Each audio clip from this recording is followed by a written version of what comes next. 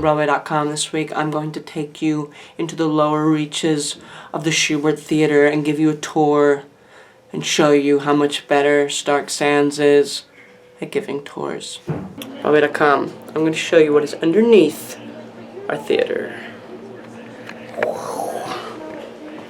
This is our wardrobe room. Hi guys.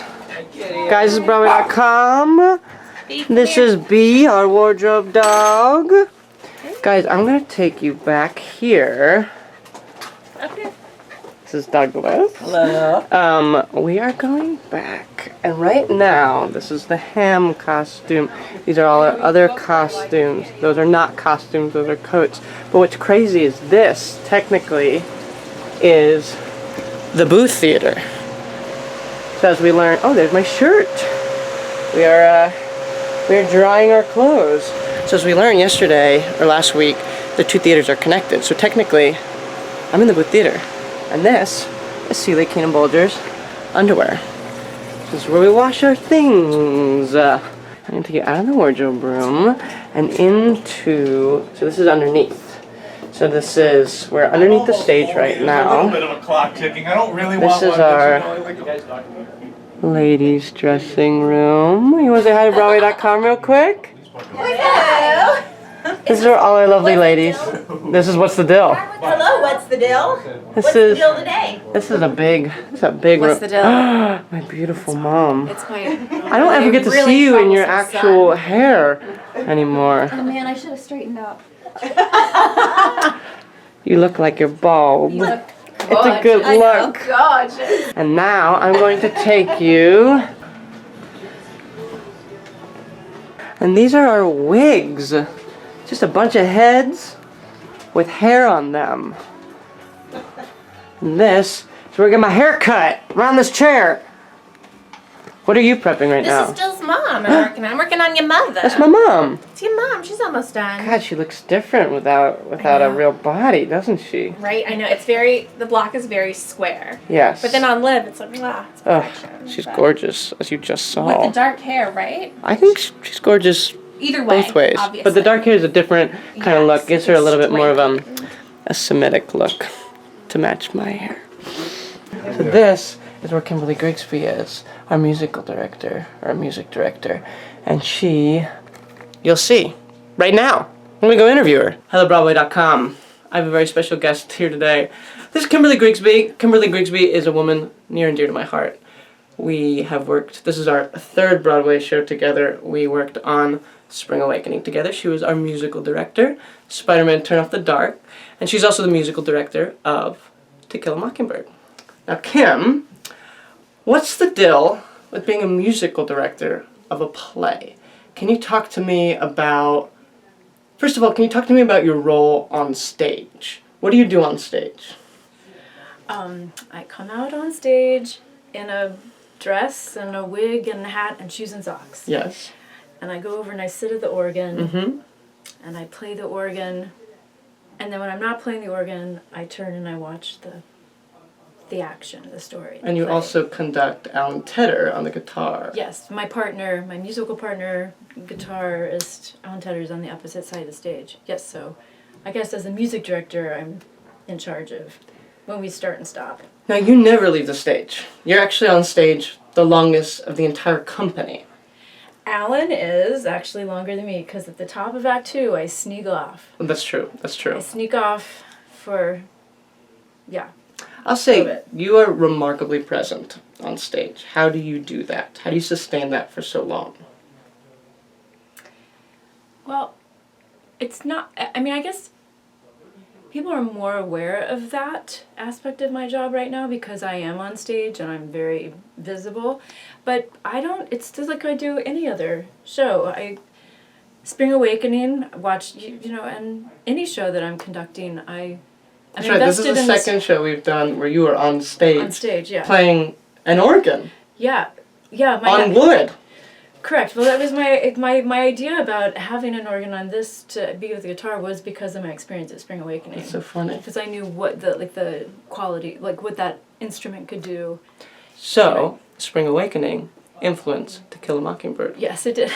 So now we know that. It's like, so what were we talking We're talking about being present. Oh, right. So, I mean, for me, for how the music works in the story, whether it's a play or musical, I'm a character, or I'm the leader of the character, which is the music.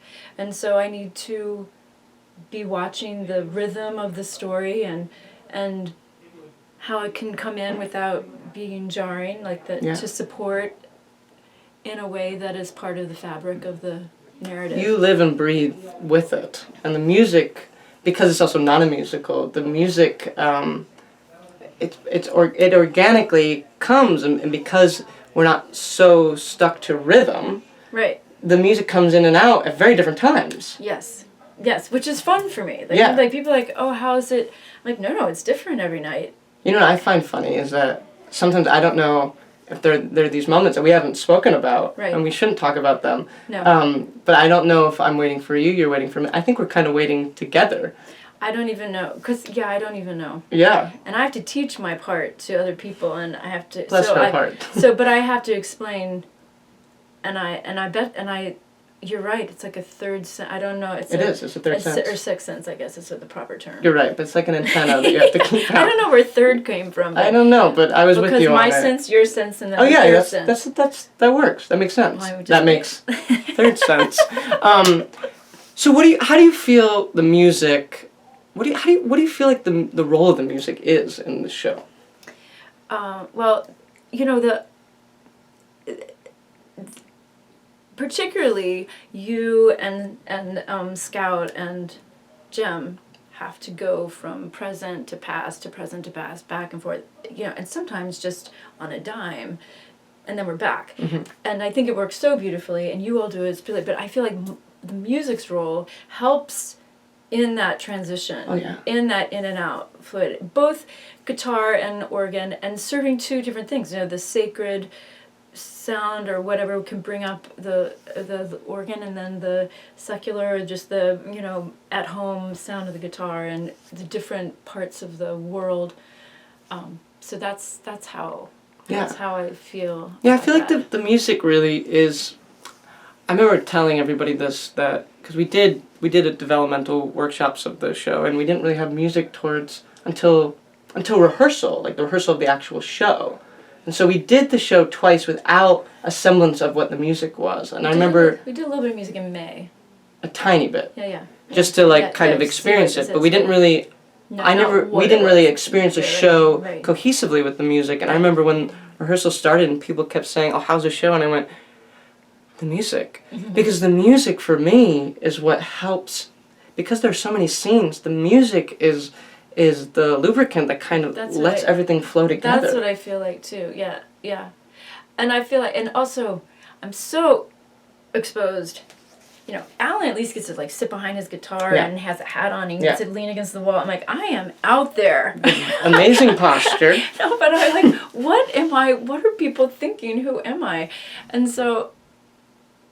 You're the church music director. I guess I'm the church music, but it's Scout's speech in the very beginning when she says, Atticus took us to church every Sunday, but this court was his chapel. And she looks at, as she's surveying everyone while she says this, and I get a quick glance, and I'm like, okay, she has justified my existence. I think so too. In this moment. True. And I feel like I am, I don't know if I should tell this anecdote, but I feel like overall I've decided I'm a member of the community. Right. And I am the church organist of one of the churches in the community, and I don't judge. I'm just observing, and I hope that I'm leading an example for the audience to just take the story in and learn from an example for it as an audience member? Yes, this is how you should... Well, no, not even this is how you should watch, but just as just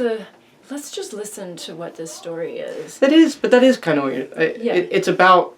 You're present, you're non-judgmental, you're just experiencing. Right, I don't react when something's funny, or... Right. I don't think that's my place. Right. But one performance, because we've been doing it a little bit now, and one performance I thought, I'm going to watch this whole show as Jem and Scout's deceased mom. and see how that goes for me. How did that go for you? I don't want to do that again. I feel like that must have been very emotional for you. Very emotional. Yeah, And I was like, I can't, I worried about them and I Right. cared about them and I wanted to hug them. And I was really upset for Atticus because he had been, like, he just was holding so much on his shoulders. And I like, after the end of that show, I was like, I can't do that again. That is not, I need to go back to the church lady. That's incredible. Kim, we are very lucky to have you. And I'll say I'm very lucky to have you in my life. And I hope probably that comes now, gotten a glimpse as to why, because this is a very, very special woman. Thank you. Thank Gideon. you. Thank you. Bye, guys. Ciao.